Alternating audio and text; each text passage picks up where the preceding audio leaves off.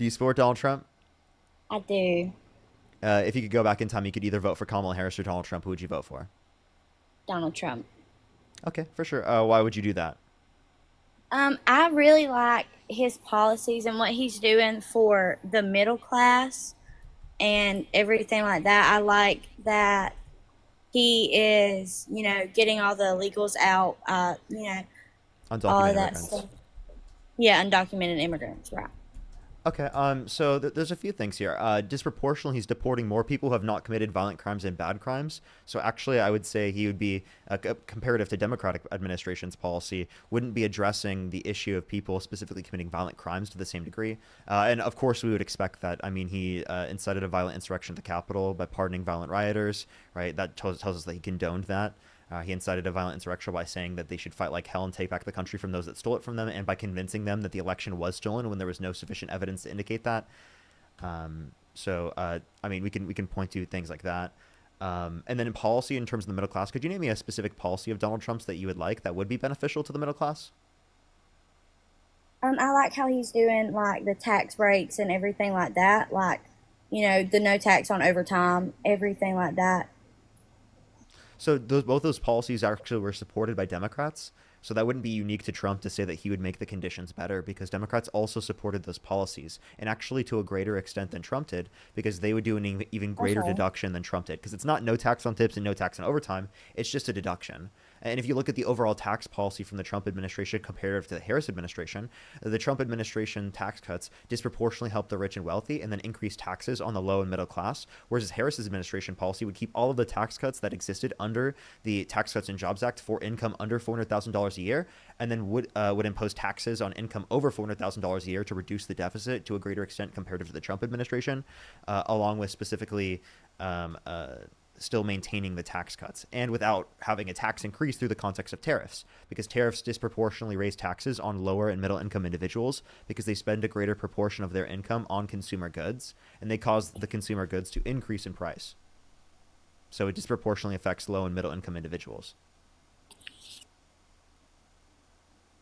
So what you're saying is that it'll make it worse for the middle class Yeah, under Trump's Donald Trump versus the one that Kamala. Kamala. Okay, Yeah, okay, okay, okay. Okay, and can we go back and talk about the illegal immigrant yeah. situation? Okay, I believe and I really feel that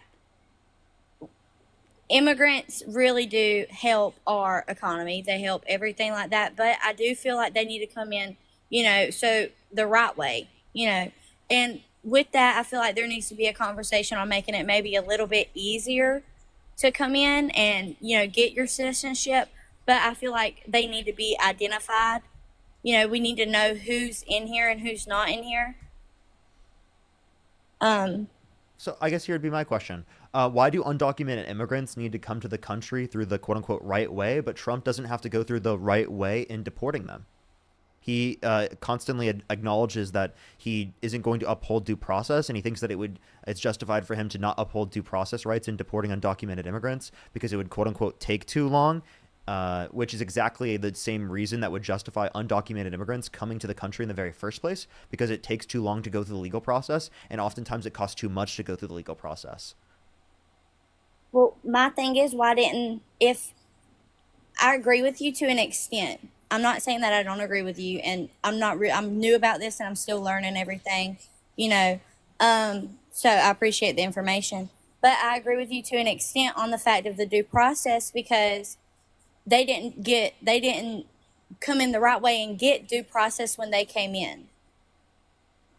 Does that does that Wait, I don't know how to word restate it. what you just said at the end. Okay, okay, let me try to restate it. Like, whenever you come in and get your citizenship and everything like that, you get due process. They didn't do that. So to give them due process as like we're leaving, they didn't get it. They didn't.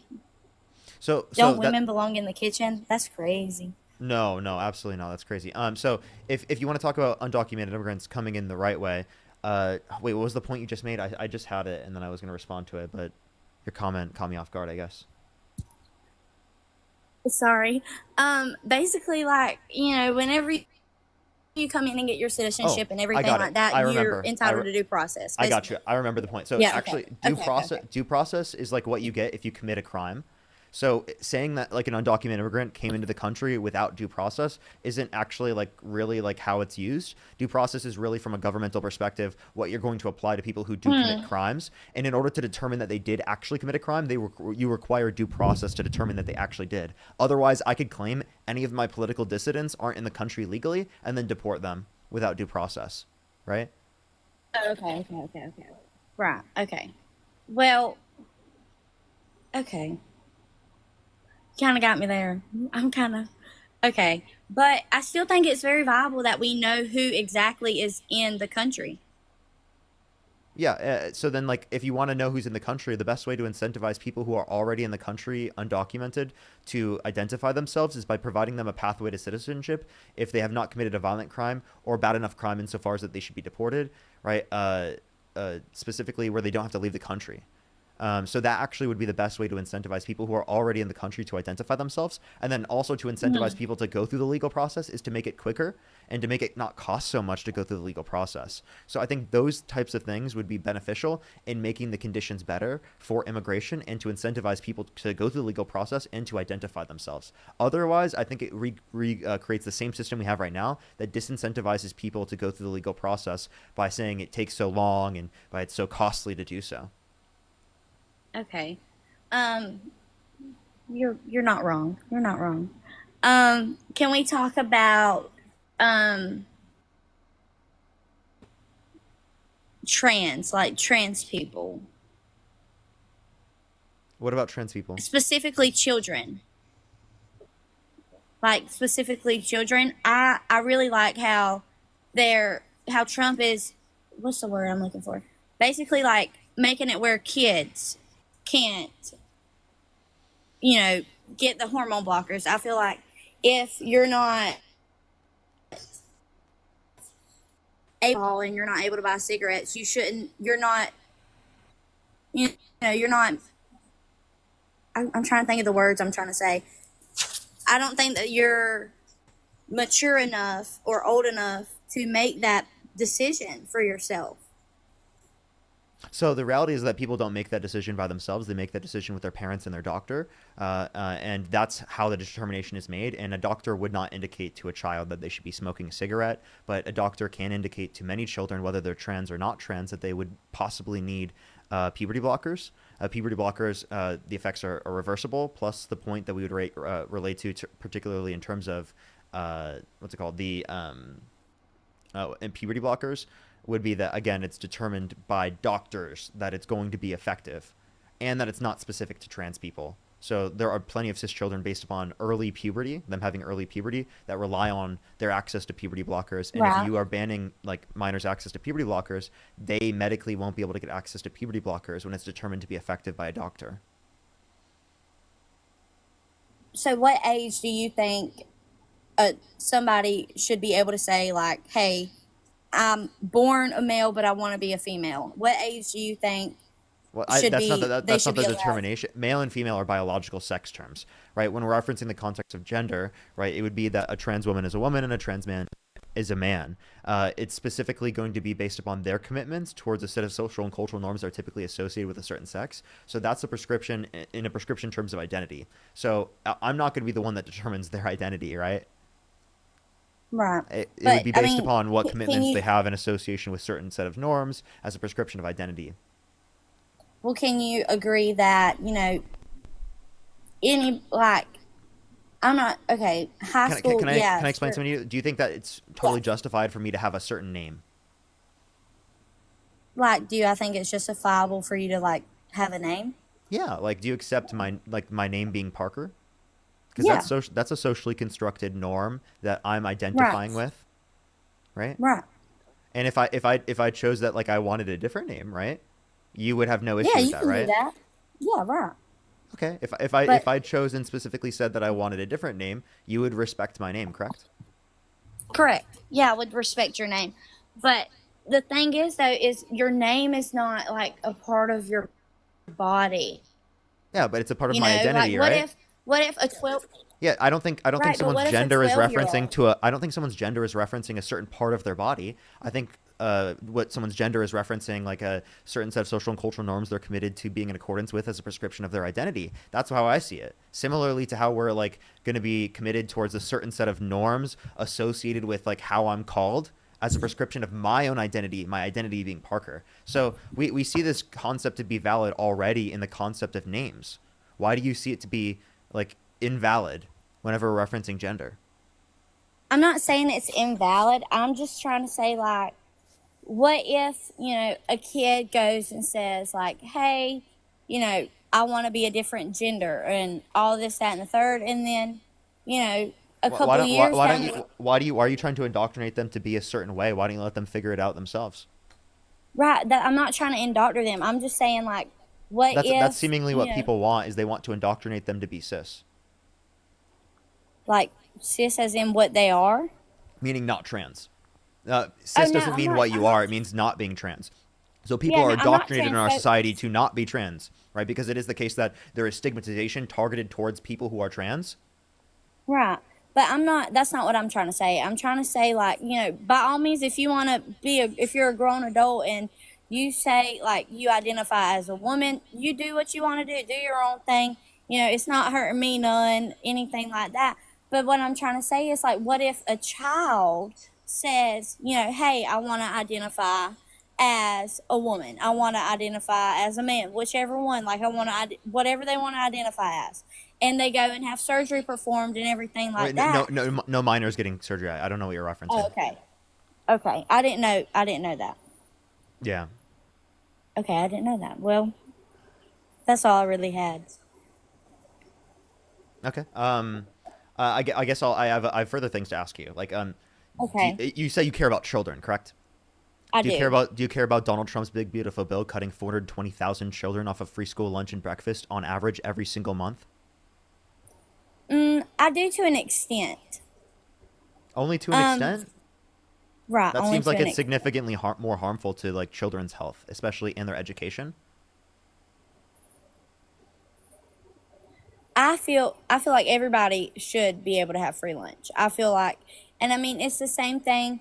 I feel like there's a lot of things that need to be worked on and in our country, because especially in that, like, it's the same thing with, like, FAFSA and stuff like that, like, especially in the middle class. And I can use myself for an example. Like, my parents made too much money to get FAFSA. We made too, like, our income was too high to get FAFSA, but it was still not enough to be able to, you know, pay for school in a whole. So I had to I take out got you. student. So something that progressives like I believe in is free public universities. So it doesn't mean every single university that people go to is free. It means that there's going to be essentially free community colleges that are free to I go did, to yes, that yep, and everyone I, can get access to. That means people of all different ages, right, who are obviously adults, right, and able to be qualified for college courses. Anyone mhm, would be able to get access to it. If you're 40 years old and you want to go back and get your education, you can do that, and that would cost us around 70 to 80 billion dollars a year. That's less than 1/10 of our military budget. So if we took 1/10 of our military budget and we reallocated that towards free public universities, not only would we provide competition for public universities to help drive down the cost of education, higher education, that be, because it's rapidly increasing in price without necessarily increasing in quality because there's not proper competition. okay, And it would specifically provide a baseline of education for everyone. We can also put money into like vocational and other sorts of educational routes like specialties. People who want to go and be electricians. Into the trades. I think that's incredibly right. important to also invest in as well.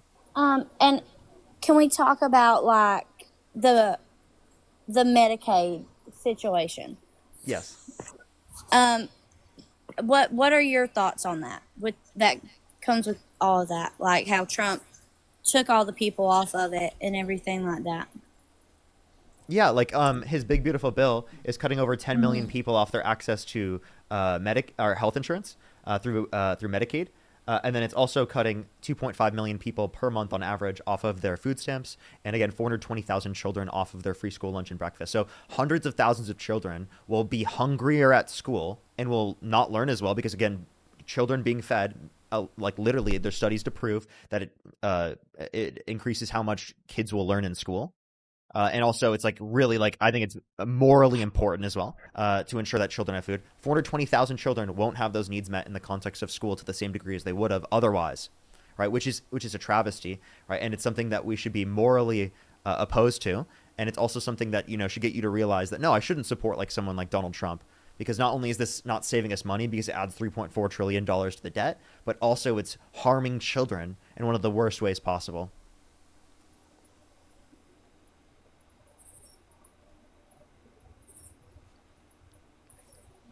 Okay. You're opposed to cutting off Medicaid?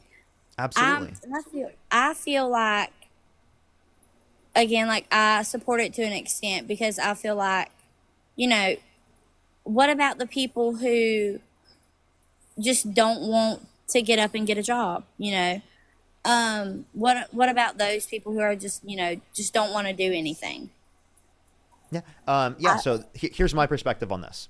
Right. right, People specifically who don't have jobs, should they be able to use public roads? Should they be protected by the police? Should they have access to public libraries? Should they be able to right, go through but K through 12 education? And yes, if but they do all deserve yeah, all of those as a baseline, why don't they deserve access to health insurance, food, basic human necessities, right?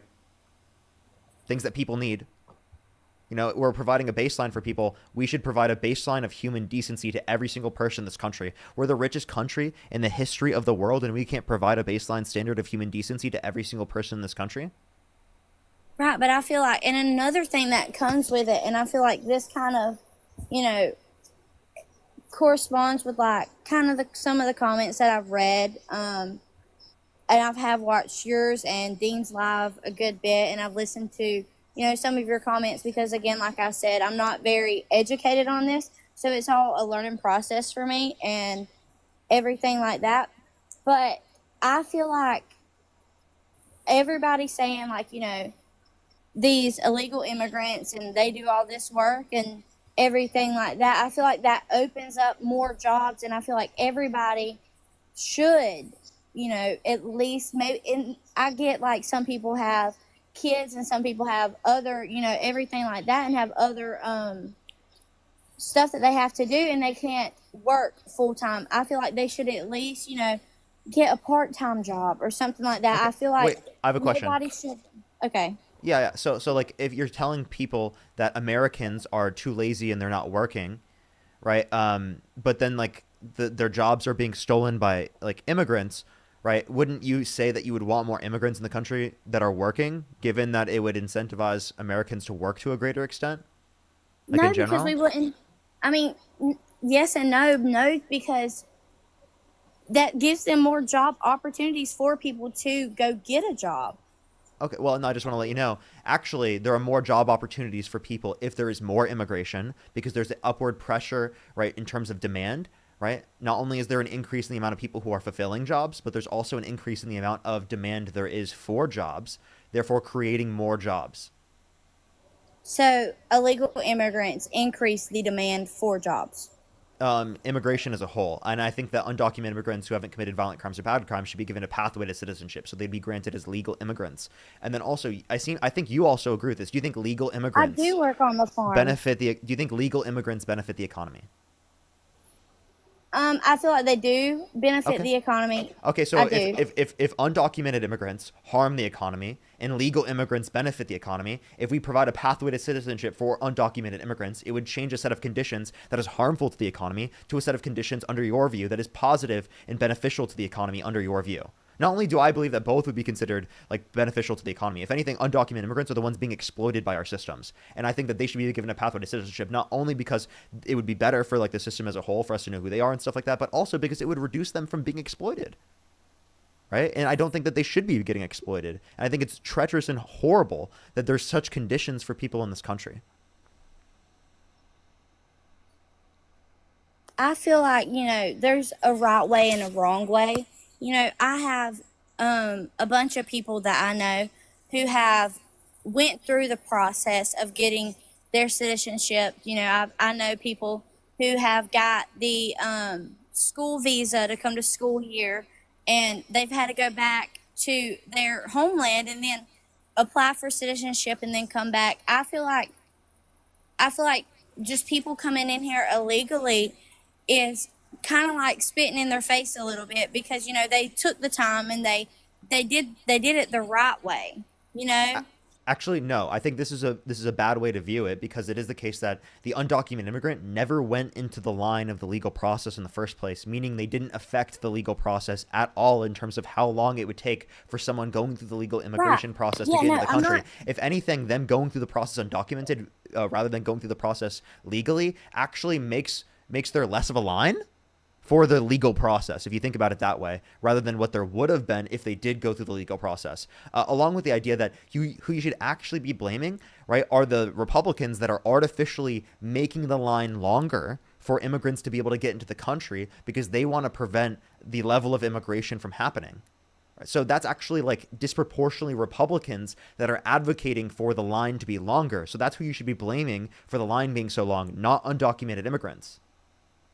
Right. I'm not blaming them for the line being longer. I'm just saying, like, you know, my friends who came in here and went through the line, they sat there and they took the time and they did all the right things and everything like that. I feel like it's not fair to them at all. Yeah, so I think that you're like I understand the point you're trying to get to, but what I just said is Hmm. that's a bad way of looking at it, because they're not the ones that made the line longer. If anything, they made the line shorter because they didn't go through the legal process rather than going through the legal process. If they went through the legal process, there would be more people in line. Given that they didn't go through the legal process, there's technically less people in line comparative to what there would have been otherwise, right? And then if you want to reference how long the line is taking in the very first place, that's set up because of Trump supporters and because MAGA supporters specifically advocate for harsher and stricter standards for getting into the country through a legal mechanism. So they're actually creating a process in which incentivizes more people to go through the process undocumented, because the legal pathways not only are so expensive, but take so long. So you're saying that it's costing us more money um, for people to come in the right way. I don't know how you got that from what I just said. I don't know either. But I get like I get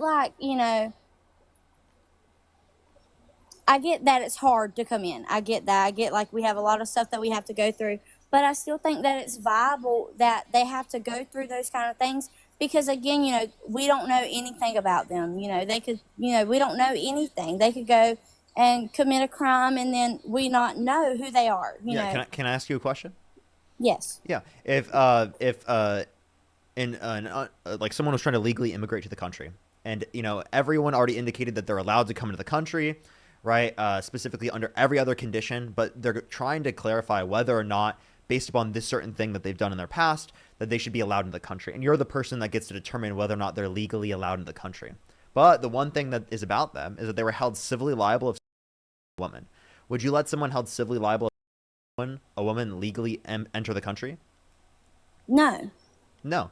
Okay, so if you wouldn't let someone held civilly liable of a woman legally enter the country, then why would you let them become president of the United States, and why would you vote for them? Was that proven that I listened to Dean's. I've listened to Dean's. Like I said, I've listened to y'all's and I've heard him play that clip. But you mentioned, like, in their past, would ever nobody's perfect and everything like that. But also, like, it's just you just don't know who's in here and who's not. Wait, so And we'll go back to that point in a second. I'm asking you specifically about this. Do you think there should be harsher or stricter standards on who's allowed to legally enter the country through immigration, or who's allowed to become president of the United States? I feel like there needs to be an easier way for people to come in. I feel like what we were talking about, how earlier, how you said that it's so hard for people to come in. It's so everything like that. I feel like people are coming in illegally because people are coming here illegally because of how hard and how long it takes. I feel like there needs to be an easier Can I way. clarify my question? Do you think that there should be more qualifications for someone trying to legally enter the United States to become a citizen, or for someone to become president of the United States? Which one should require more qualifications as a person to be able to do? Probably the president. Yeah, so like if there is a set of qualifications that you put on becoming an immigrant and a citizen, right, to the United States, then it should also be placed on the position of president, right, if not more, right? So if you were saying that someone held civilly liable should not be able to legally enter the country, well, then it would necessarily entail, under your perspective, that that qualification should also be applied to someone becoming president of the United States. So if they were held Right, but I civilly also liable, like Donald Trump has been, by unanimous decision of 9 people in a jury, that would mean that they would not be allowed to become president of the United States under your view. Therefore, you wouldn't vote for them.